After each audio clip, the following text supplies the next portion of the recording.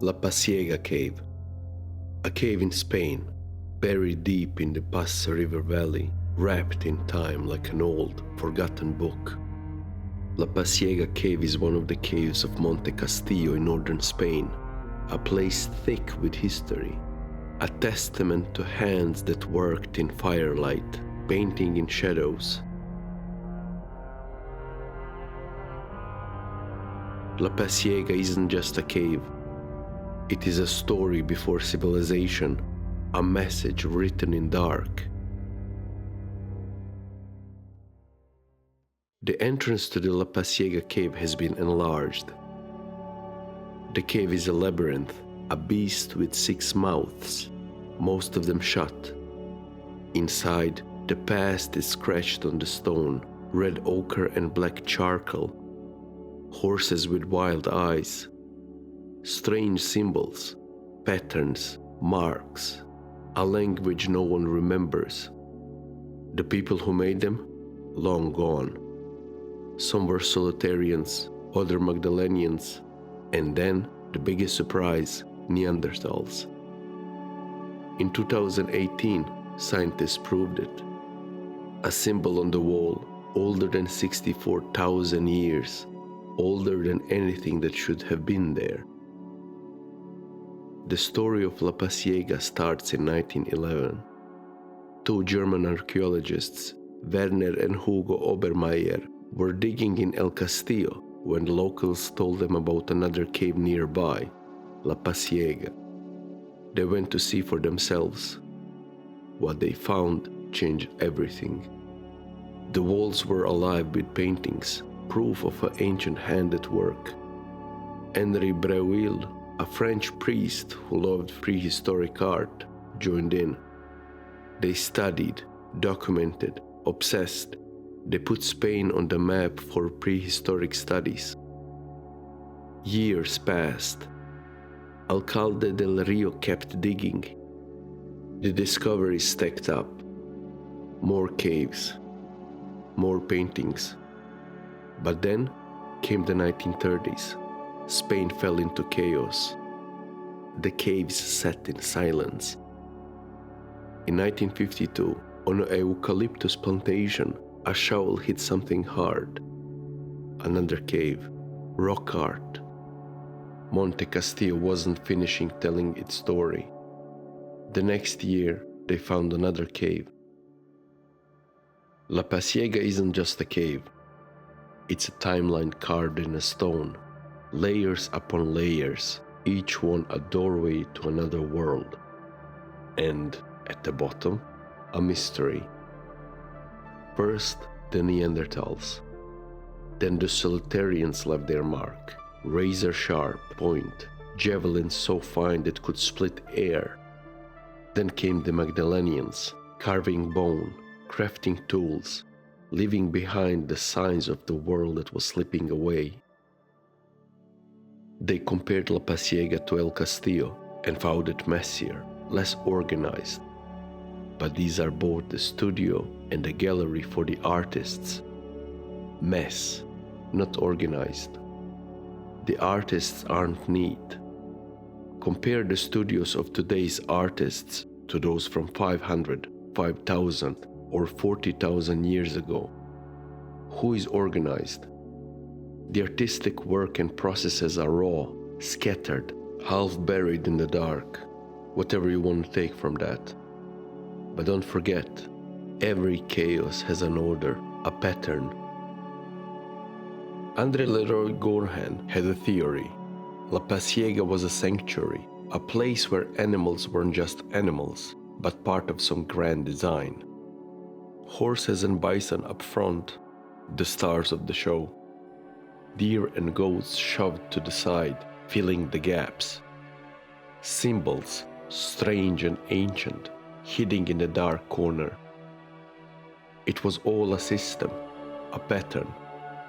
There was some kind of a logic, something bigger. Nobody knows exactly what it all meant. Maybe nobody will ever do. Gallery 8 drops down. It used to be another way, but it's gone. Stalactites formed. Rock fell down. Time shut the door. The gallery runs 95 meters, tightening as it goes. 60 meters in, there's already a gallery B. But at 75 meters, the sanctuary, 50 deer, mostly female. Half as many horses. A few cattle, aurochs, bison, standing in the best spot, dominating over the rest.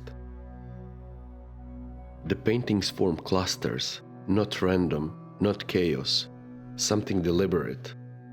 A pattern emerges. As I said, Leroy Gourhan mapped it out. First large group. Horses and deer locked in their ancient dance. It seems there's a story there.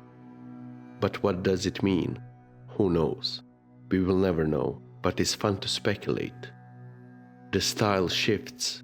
Bison in outline, linear drawing between them, a little selective infill, red mostly, some yellow, a trace of purple, no engravings. And just ahead, around the bend, another story waiting in the dark. The second large group. The passage bends left, the gallery narrows. Here, horses and deer equal in number. A possible female figure stand among the shapes, and tactiform symbols mark the space. After Gallery A, through a tunnel, the first big room appears. Long ago, there were other exits, but time sealed them shut. Nobody knows if they were open when the artists were there, carving, painting, dreaming in the dark. Not as crowded as Gallery A, but the same rhythm is in a Gallery B. Deer, horses, cattle. At the room's heart, red symbols, 3 great panels. Red symbols, about 4 meters up, scratched onto the wall. Too strange to ignore. Some lunatic artist climbed up there, wedged himself into some impossible position, and left them for us to find. Years, centuries, a whole ice age later. The symbols are tucked away, hidden in some miserable little corner where no one would look. But they want to be seen. That's the crazy part. It's meant for someone, but not for everyone. It's there, plain as a day, but it won't talk, won't give up its secrets. Maybe it's a warning, maybe it's a prayer, maybe it's a joke. Some prehistoric comedian laughing at us across the ages. Whatever it is, it's there. Most of this work is drawn in red color, warm and rich. And then, a hand with 6 fingers. Another lost exit, another blocked way in. Gallery C splits in 2. Different hands, different times. The ibex stands out, painted black with shading. Nowhere else in the room does that technique show up. Near the old entrance, hinds, stags, cattle, a few horses, a goat. Symbols too. A black handprint, scattered dots, a story, a spell. The whole panel hums with meaning, just out of reach. Red outlines rule the place. One beast, repainted again and again, wearing both red and black. A rare 3-color anthropomorph, red, black, yellow, watching from the wall. On the far side, the second large group, mostly horses, more than anywhere in the cave.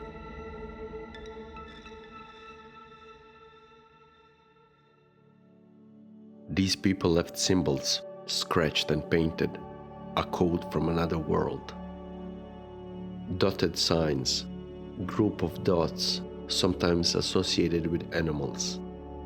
Linear signs, simple lines, arrows, rods, or feather-like shapes.